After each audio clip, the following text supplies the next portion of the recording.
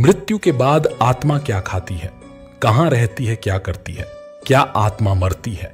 क्या मृत्यु के बाद भी हमारा अस्तित्व बना रहता है? क्या जीवन केवल एक यात्रा है या इसके आगे भी कुछ है? दोस्तों, जब कोई इस संसार से विदा लेता है तो हम कहते हैं उसकी आत्मा को शांति मिले। पर यह आत्मा आखिर है क्या? क्या यह केवल एक विश्वास है या एक शाश्वत सत्य? भगवान श्री नारायण कहते हैं, तुम्हें और मुझे ही आत्मा कहा जाता है। जब हम शरीर छोड़ देते हैं तो लोग हमें अलग अलग नामों से पुकारते हैं। कोई भूत आत्मा कहता है तो कोई कहता है कि आत्मा स्वर्ग लोक चली गई। पर क्या सच में आत्मा कहीं जाती है या यह केवल हमारी कल्पना मात्र है? यह शरीर तुम्हारा नहीं, न ही तुम इस शरीर के हो। यह केवल 5 तत्वों अग्नि, जल, वायु, पृथ्वी और आकाश से बना है। एक दिन यह शरीर इन्हीं तत्वों में विलीन हो जाएगा, पर आत्मा अजर अमर है। वेद, पुराण और गीता कहते हैं कि आत्मा कभी नहीं मरती, वह केवल एक शरीर से दूसरे शरीर की यात्रा करती है। पर यह यात्रा कैसी होती है? आत्मा नया शरीर कैसे धारण करती है? और सबसे बड़ा प्रश्न, क्या आत्मा अपने अगले जीवन का चुनाव स्वयं करती है या यह सब किसी अदृश्य शक्ति के हाथ में होता है? हिंदू धर्म के अनुसार मृत्यु के बाद आत्मा को 3 मार्गों में से एक पर भेजा जाता है। अर्ची मार्ग, जो ब्रह्मलोक और देवलोक की ओर ले जाता है। धूम मार्ग, जो पितृलोक की यात्रा पर ले जाता है। उत्पत्ति विनाश मार्ग, जो नरक की ओर जाता है। परंतु यह कौन तय करता है कि आत्मा को कौन सा मार्ग मिलेगा? क्या यह हमारे कर्मों पर निर्भर करता है? आत्मा की यह रहस्यमयी यात्रा कितनी सच्ची है, आइए इसे गहराई से समझते हैं। प्यारे साथियों, वेद, पुराण और गीता अनुसार आत्मा अजर अमर है। आत्मा एक शरीर धारण कर जन्म और मृत्यु के बीच नए जीवन का उपभोग करती है और शरीर के जीर्ण होने पर शरीर छोड़कर चली जाती है। आत्मा का यह जीवन चक्र तब तक चलता रहता है जब तक कि वह मुक्त नहीं हो जाती या उसे मोक्ष नहीं मिलता। प्रत्येक व्यक्ति, पशु, पक्षी, जीव जंतु आदि सभी आत्मा हैं। खुद को यह समझना कि मैं शरीर नहीं आत्मा हूं, यह आत्मज्ञान के मार्ग पर पहला कदम है। श्री नारायण ने गीता में कहा है, आत्मा अजर अमर है जो केवल शरीर बदलती है। आत्मा को मारा नहीं जा सकता। जिस प्रकार पुराने कपड़ों को उतारकर मनुष्य नए कपड़ों को धारण करता है, उसी तरह आत्मा भी एक समय के बाद एक नया शरीर धारण करती है। परंतु नया शरीर धारण करने का अर्थ केवल मनुष्य शरीर से नहीं होता। आत्मा को किसी भी योनि में जन्म मिल सकता है। श्री विष्णु ने गीता में कहा है, आत्मा स्वयं नया शरीर नहीं चुनती, बल्कि नियति उसे किसी भी जीव के शरीर में प्रवेश करने का आदेश देती है। आत्मा का खुद को मिलने वाले नए शरीर पर भले ही वश न चलता हो, लेकिन किसी इंसान की मृत्यु के बाद आत्मा कितने दिनों में दूसरा शरीर ग्रहण करेगी, यह बात हिंदू धर्म के कई वेदों और पुराणों में वर्णित है। प्रिय मित्रों, किसी व्यक्ति की मृत्यु होने पर सामान्यतः आत्मा तत्काल ही दूसरा शरीर धारण कर लेती है, लेकिन मनुष्य जीवन में किए गए विभिन्न कर्मों के आधार पर कभी कभी आत्मा को नया शरीर प्राप्त करने के लिए लंबी यात्रा करनी पड़ती है। कुछ आत्माएं 3 दिनों के भीतर नया शरीर धारण कर लेती हैं, इसलिए तीजा किया जाता है।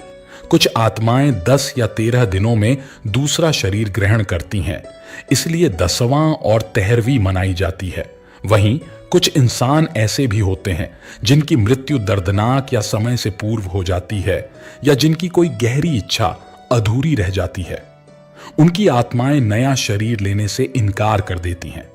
ऐसे में उन्हें नया शरीर मिलने में 37 या 40 दिन लग सकते हैं। इसीलिए 1 वर्ष बाद बरसी मनाई जाती है, ताकि यदि आत्मा प्रेत योनि में भटक रही हो तो उसे शांति मिल सके और वह फिर से जन्म चक्र में प्रवेश कर सके। आत्मा एक रहस्य है। मनुष्य जब से इस पृथ्वी पर आया है, उसकी उत्सुकता इस बात में रही है कि वह उस मूल तत्व को जान सके जिसे आत्मा कहते हैं। भगवान श्री विष्णु ने आत्मा का विस्तार से वर्णन किया है और बताया है कि प्रत्येक मनुष्य के शरीर में आत्मा रूप में मैं विराजमान रहता हूं। आत्मा ही जीवन है, आत्मा ही मूल सत्य है, आत्मा ही ज्ञानी है। आत्मा अजर है, अमर है। न तो पानी इसे गलाता है, न अग्नि इसे जला सकती है, न हवा इसे सुखा सकती है, और न ही कोई इसे नष्ट कर सकता है। अर्थात आत्मा वास्तव में अजर अमर है। आप कहेंगे कि लोग तो 50-55 वर्ष की आयु में ही मृत्यु को प्राप्त हो जाते हैं। आपका कहना भी सही है, लेकिन ऐसा नहीं है कि आत्मा को उस शरीर से निकलने के बाद तुरंत नया शरीर मिल जाता है। उसे अपने 1000 वर्षों तक के समय चक्र को पूर्ण करना होता है, तभी जाकर उसे नया शरीर प्राप्त होता है। अगर आकस्मिक कारणों से शरीर त्याग करना पड़ता है और व्यक्ति को अपने कर्मों का फल नहीं मिल पाता, तब वह आत्मा बार बार जन्म लेकर सुख और दुख को भोगती हुई 1000 वर्ष का क्रम पूरा करती है। व्यक्ति के रहन सहन, खान पान, योग और ध्यान के अनुसार यह निश्चित होता है कि आत्मा शरीर में कितने दिनों तक ठहरेगी। शास्त्रों और पुराणों में ऐसे कई उदाहरण मिलते हैं जहां योग और ध्यान के बल पर मनुष्य ने आत्मा की पूरी आयु अर्थात 1000 वर्षों तक पृथ्वी का सुख प्राप्त किया है। भगवान भास्कर, राम, पांचों पांडव और भगवान श्री कृष्ण ऐसे ही कुछ उदाहरण हैं जिन्हें दीर्घकाल तक पृथ्वी का सुख प्राप्त हुआ और दुख भी। उन्होंने सब कुछ भोग कर शरीर त्यागने के बाद बुढ़ापे को पीछे छोड़कर फिर से युवा रूप में पुनर्जन्म लिया। पुराणों में आत्मा के 3 स्वरूप बताए गए हैं: जीवात्मा, प्रेतात्मा और सूक्ष्मात्मा। जो आत्मा भौतिक शरीर में वास करती है उसे जीवात्मा कहते हैं।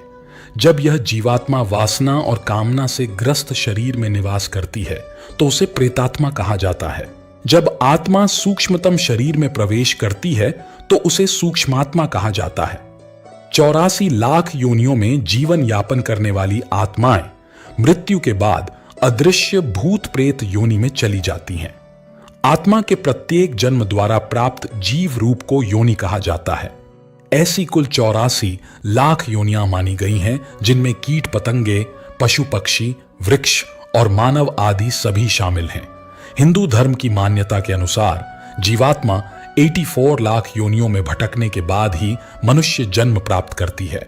इन योनियों का वर्गीकरण इस प्रकार है: वृक्ष और पौधे 30 लाख, कीट और पतंगे 27 लाख, पक्षी 14 लाख, जलचर जीव 9 लाख, देवता, मनुष्य, पशु 4 लाख, कुल 84 लाख योनियां। साधारणतः शरीर वृद्धावस्था में जीर्ण हो जाने के कारण नष्ट होता है, परंतु यदि कोई आकस्मिक कारण उपस्थित हो जाए तब अल्पायु में ही शरीर त्यागना पड़ता है। जब मनुष्य मरने को होता है तब उसकी समस्त बाह्य शक्तियां अंतर्मुखी हो जाती हैं और आत्मा स्थूल शरीर से बाहर निकल पड़ती है। मुख, नाक, आंख, कान, प्राण और उत्सर्जन ये शरीर से आत्मा के निकलने के प्रमुख मार्ग होते हैं। दुष्ट वृत्ति वाले लोगों की आत्मा प्रायः मलमूत्र के मार्ग से निकलती देखी गई है, जबकि योगी और सत्कर्मी व्यक्ति ब्रह्मरंध्र, सिर के मध्य भाग से प्राण त्याग करते हैं। मृतक की आत्मा स्थूल शरीर से अलग होकर सूक्ष्म शरीर में प्रविष्ट हो जाती है। यह सूक्ष्म शरीर भी स्थूल शरीर जैसी ही आकृति का होता है, किंतु दिखाई नहीं देता। मृतक को भी इस शरीर का केवल अनुभव होता है। कुछ आत्माएं ही इस सूक्ष्म शरीर को देख पाती हैं। इस दौरान मृत आत्मा को बहुत आश्चर्य होता है कि मेरा शरीर तो वहीं पड़ा है और मैं अब हवा में उड़ सकता हूं। वह अपने मृत शरीर के आसपास ही मंडराता रहता है, अपने प्रियजनों को देखता है, उन्हें कुछ कहना चाहता है, पर उसकी कोई नहीं सुनता। मृत आत्मा स्वयं को मृत नहीं मानती। वह अपने अंग प्रत्यंग हिलाती डुलाती है, हाथ पांव चलाती है, लेकिन उसे यह अनुभव नहीं होता कि वह मर चुकी है। उसे लगता है कि शायद यह कोई सपना है। जब वह बार बार अपने पुराने शरीर में लौटने का प्रयास करती है और असफल होती है, तब उसे सत्य का आभास होता है। जब तक अंतिम संस्कार नहीं होता, आत्मा अपने मृत शरीर के पास बार बार लौटती है। यदि शरीर को जला दिया जाए तो आत्मा उसी समय निराश होकर किसी और मार्ग पर जाने लगती है, परंतु यदि शरीर को दफनाया गया हो तो आत्मा उस शरीर से मोह नहीं छोड़ पाती और कई दिनों तक उसी स्थान के आसपास घूमती रहती है। जिन मृतकों का मोह माया बहुत गहरा होता है, वे आत्माएं श्मशान भूमि में लंबे समय तक भटकती रहती हैं। शरीर की ममता बार बार उधर खींचती है और वे अपने को संभालने में असमर्थ होकर उसी के आसपास रुदन करते रहते हैं। कई ऐसे भी होते हैं जो शरीर की अपेक्षा प्रियजनों से अधिक मोह करते हैं।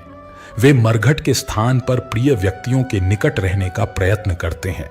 पुराणों के अनुसार जब भी कोई मनुष्य मरता है और आत्मा शरीर को त्याग कर यात्रा प्रारंभ करती है, तो इस दौरान उसे 3 प्रकार के मार्ग में से किसी एक मार्ग पर चलाया जाता है। यह आत्मा को किस मार्ग पर जाना है, यह केवल उसके कर्मों पर निर्भर करता है। ये 3 मार्ग हैं, अर्च मार्ग, धूम मार्ग और उत्पत्ति विनाश मार्ग। अर्च मार्ग ब्रह्मलोक और देवलोक की यात्रा के लिए होता है। धूम मार्ग पितृलोक की ओर ले जाता है और उत्पत्ति विनाश मार्ग नरक की ओर। हालांकि इन सभी मार्गों से गई आत्माओं को कुछ काल तक भिन्न भिन्न लोकों में रहने के बाद पूर्ण मृत्यु लोक में आना ही पड़ता है। अधिकतर आत्माओं को यहीं जन्म लेना होता है और यहीं मरकर पुनः जन्म लेना पड़ता है। यजुर्वेद में कहा गया है कि शरीर छोड़ने के पश्चात जिन लोगों ने तप और ध्यान किया होता है वे ब्रह्मलोक चले जाते हैं, अर्थात वे ब्रह्मलीन हो जाते हैं। कुछ सत्कर्मी भक्त जन स्वर्ग चले जाते हैं और देव बन जाते हैं। राक्षसी प्रवृत्ति वाले कुछ लोग प्रेत योनि में अनंत काल तक भटकते रहते हैं और कुछ वापस धरती पर जन्म ले लेते हैं।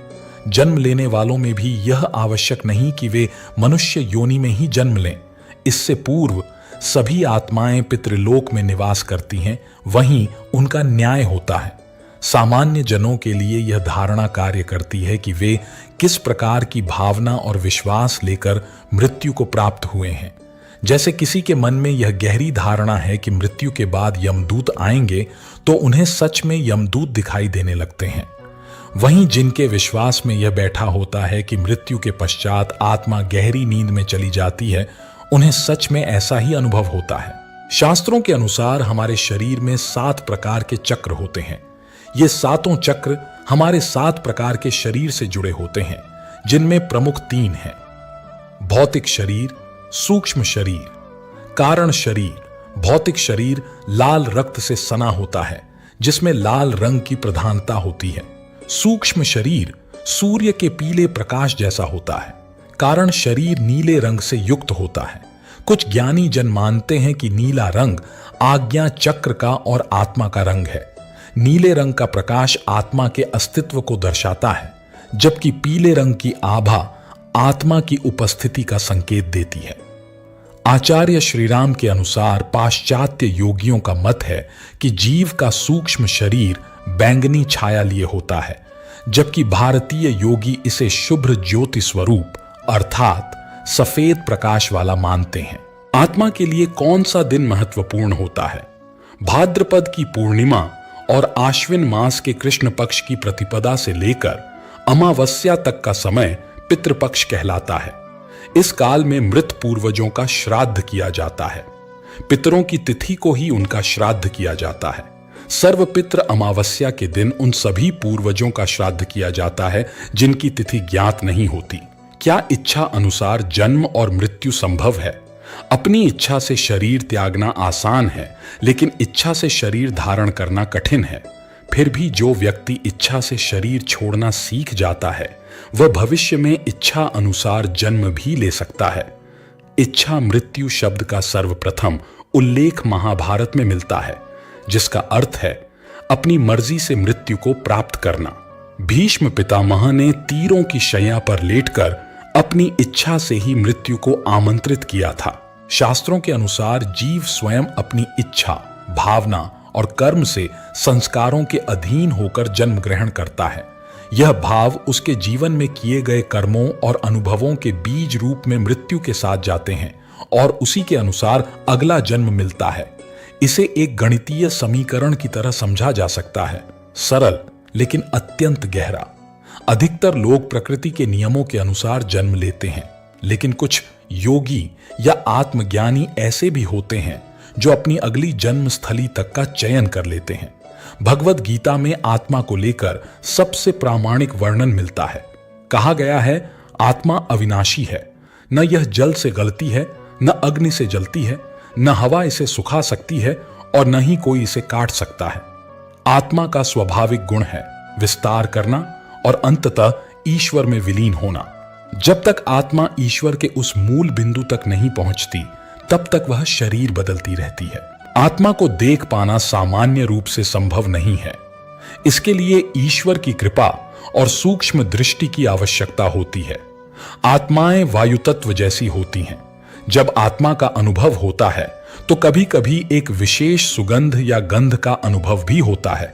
आत्माएं अच्छी या बुरी नहीं होती, उनके साथ जुड़े संस्कार ही उन्हें दिशा देते हैं। बुरे संस्कारों से ग्रसित आत्माओं का दुरुपयोग कुछ तांत्रिक अवश्य करते हैं, लेकिन वह भी अज्ञान या लोभ की उपज होती है। तंत्र मंत्र जैसी बातें केवल भ्रम है।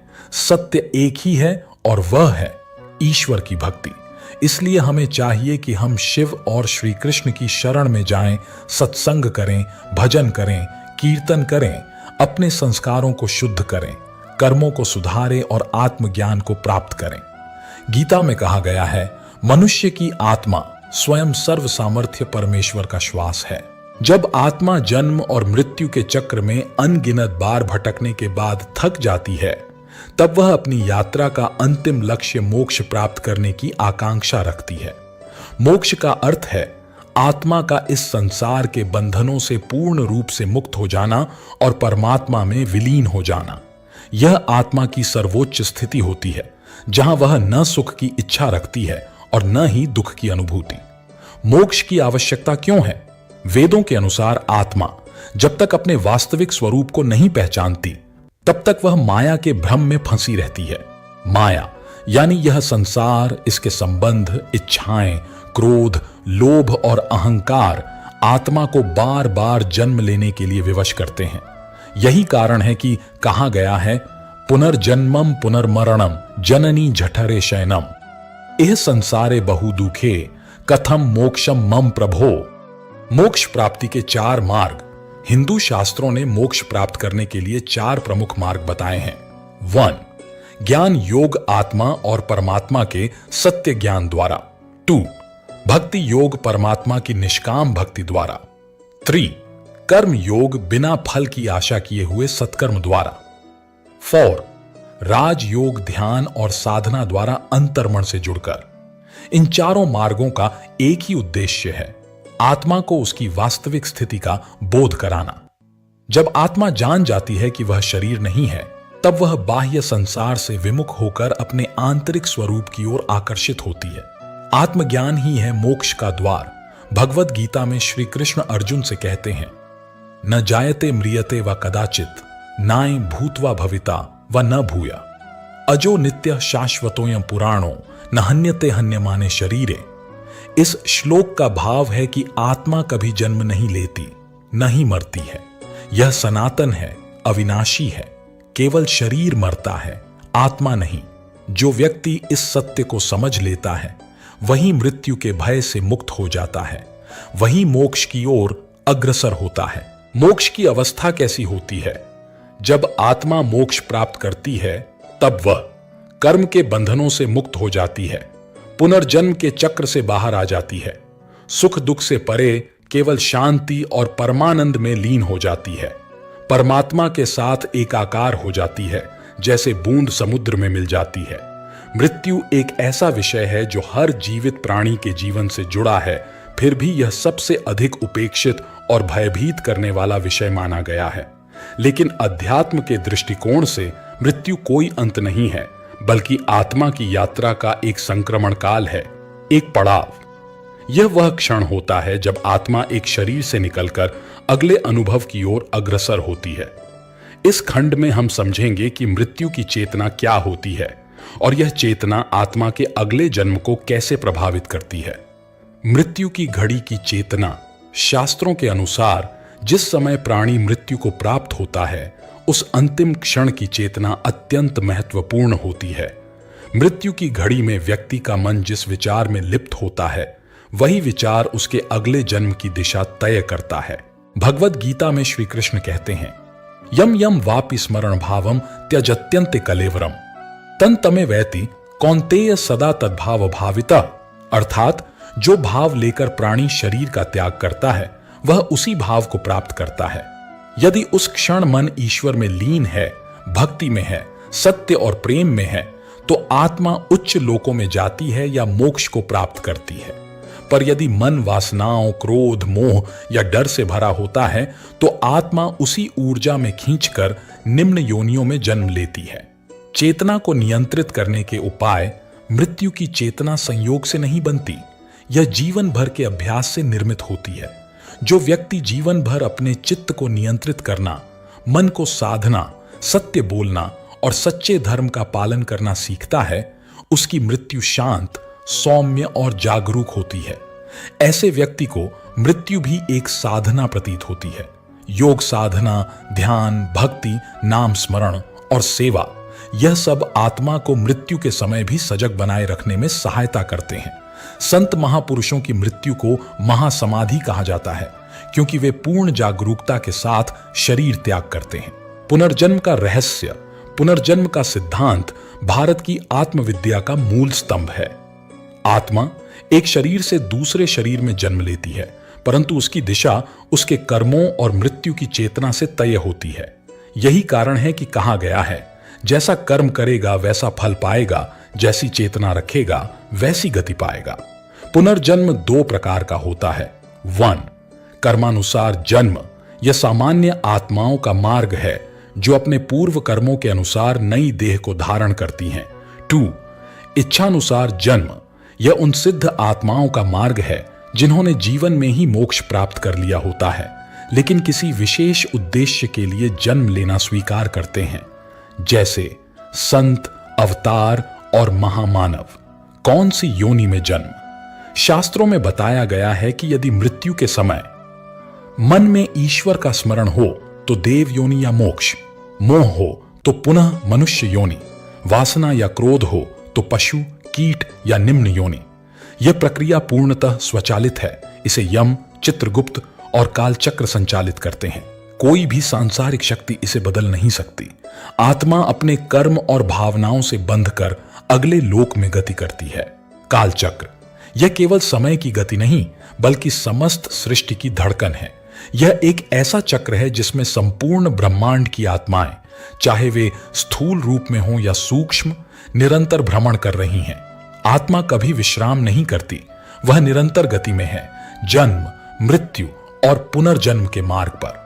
काल का चक्र क्या है? काल यानी समय न तो रुकता है और न ही लौटता है। सनातन धर्म में काल को चतुर्थ भगवान कहा गया है, जो स्वयं भगवान विष्णु की इच्छा से संचालित होता है। यह काल 3 भागों में विभक्त होता है, भूतकाल, वर्तमान काल और भविष्य काल। किंतु आत्मा के लिए यह काल भी एक भ्रम है, क्योंकि आत्मा तो कालातीत है। वह इन तीनों से परे होती है, पर जब तक वह शरीर में बंधी है तब तक उसे काल के नियमों का पालन करना पड़ता है। आत्मा की ब्रह्मांडीय यात्रा कैसे शुरू होती है? जब कोई आत्मा एक शरीर को त्यागती है तब वह सूक्ष्म शरीर में परिवर्तित होकर ब्रह्मांडीय यात्रा पर निकल पड़ती है। यह यात्रा स्थूल से सूक्ष्म और फिर सूक्ष्म से कारण शरीर की ओर जाती है। इस यात्रा में आत्मा को 5 तत्वों की परीक्षा से गुजरना होता है। यह ब्रह्मांडीय यात्रा आत्मा के कर्मों के आधार पर निर्धारित होती है। यदि कर्म श्रेष्ठ हैं तो आत्मा उच्च लोकों की यात्रा करती है, जैसे स्वर्ग लोक, महरलोक, जनलोक या ब्रह्मलोक। यदि कर्म अधम हैं तो आत्मा को नरक की ओर गिरना पड़ता है। जब तक आत्मा पूर्णतः शुद्ध नहीं हो जाती तब तक उसे ब्रह्मांड के विभिन्न स्तरों से गुजरना पड़ता है। यह एक शुद्धिकरण की प्रक्रिया है, जैसे सोने को अग्नि में तपाकर उसकी अशुद्धियां निकाली जाती हैं। क्या आत्मा विश्राम करती है? यह एक सामान्य प्रश्न है। क्या आत्मा को विश्राम मिलता है? उत्तर है, आत्मा को केवल मोक्ष प्राप्त होने पर ही विश्राम मिलता है। जब आत्मा स्वयं को ईश्वर से एकाकार कर लेती है, जब वह मैं और मेरा की सीमाओं से मुक्त हो जाती है, तभी उसकी ब्रह्मांडीय यात्रा समाप्त होती है। अन्यथा वह निरंतर जन्म और मृत्यु के चक्र में फंसी रहती है। काल और आत्मा का संबंध, काल आत्मा को परखता है। काल वह दर्पण है जिसमें आत्मा अपने कर्मों का प्रतिबिंब देखती है। हर जन्म, हर मृत्यु आत्मा की स्मृति में अंकित रहती है, किंतु शरीर बदलने के साथ साथ यह स्मृति पीछे छूट जाती है। परंतु आत्मा जानती है, वह जानती है कि वह कौन थी, कहां गई थी और अब कहां जा रही है। शिव और काल एक गूढ़ संबंध। भगवान शिव को कालों का भी काल कहा जाता है, महाकाल, क्योंकि शिव न केवल आत्मा को मृत्यु के बंधन से मुक्त करते हैं बल्कि काल को भी नियंत्रित करते हैं। जो आत्मा भगवान शिव की शरण में आ जाती है वह कालचक्र से परे चली जाती है। ऐसी आत्मा फिर इस ब्रह्मांडीय यात्रा में नहीं भटकती बल्कि अनंत ब्रह्म में विलीन हो जाती है। कालचक्र केवल समय नहीं है, यह हमारी आत्मा की परीक्षा है। यह हमारे विचारों, कर्मों और चेतना की यात्रा है। जब तक आत्मा इस चक्र को नहीं समझती वह भ्रमण करती रहती है, पर जब वह स्वयं को पहचान लेती है तब वह जान जाती है, मैं अमर हूं, मैं ब्रह्म हूं, मैं ही सत्य हूं। जब मनुष्य यह जान लेता है कि वह केवल मांस, हड्डी और रक्त का पुतला नहीं है बल्कि एक चेतन ऊर्जा है, एक शुद्ध आत्मा है, तभी उसका असली जीवन प्रारंभ होता है। यही आत्मज्ञान की पहली सीढ़ी है। मैं कौन हूं? आत्मा की पहचान की शुरुआत। बचपन से हम अपने नाम, रूप, जाति, धर्म, स्थान, भाषा और रिश्तों से अपनी पहचान बनाते हैं, परंतु क्या यही हमारी सच्ची पहचान है? शास्त्रों में स्पष्ट कहा गया है, नाय देह आत्मा, यह शरीर आत्मा नहीं है। जो भीतर से देखता है, सुनता है, सोचता है, अनुभव करता है, वही आत्मा है।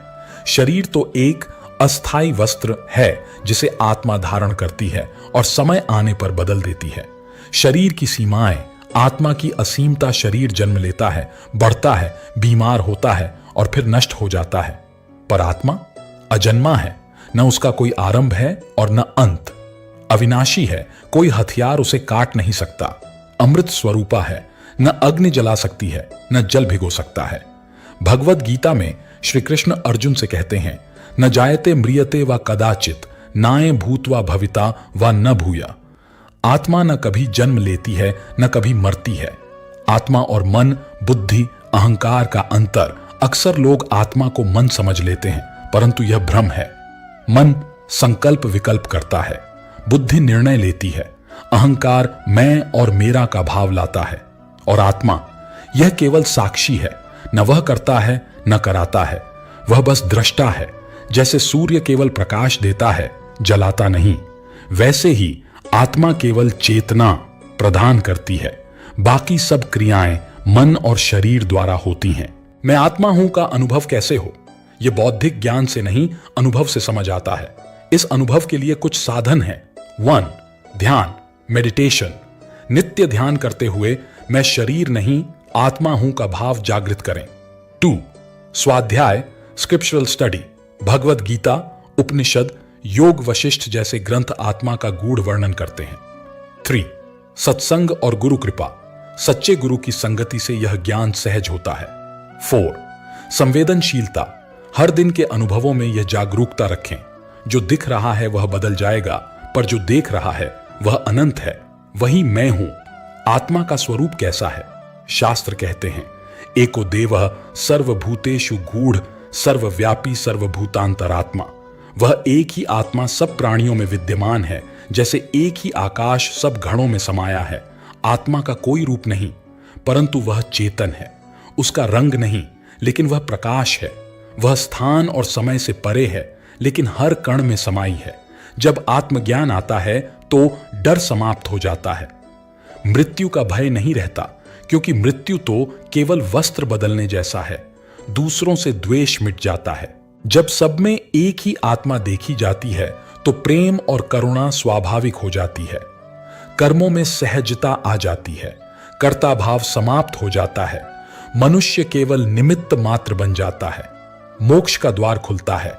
आत्मा जब जान लेती है कि वह स्वतंत्र है तो वह जन्म मृत्यु के चक्र से मुक्त हो सकती है। मैं शरीर नहीं आत्मा हूं।